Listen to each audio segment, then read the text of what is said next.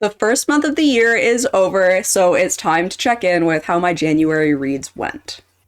558 pages and almost two books. I'm about 87% of the way through the second book that I started during January, which does make it feel a little weird doing a recap right now, but this is what we do.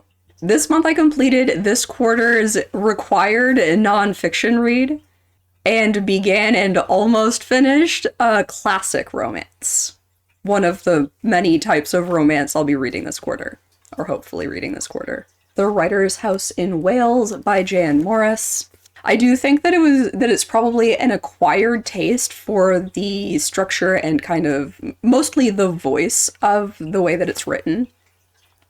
It's very conversational, but that's not something that I've really read a whole lot, which kind of makes me want to look into reading some more travel stuff. I don't get to travel a lot myself, but I'd like to, and maybe I can live vicariously through travel writing more than I thought.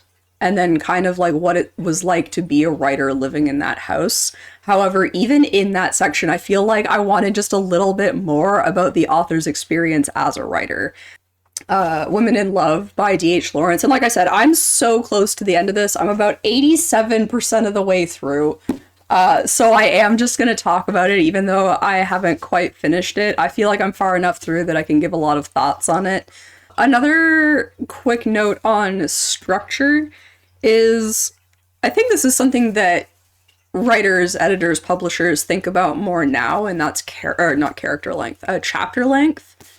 Because I am a person who really likes to read in chapters. I don't really like to end in the middle of a chapter.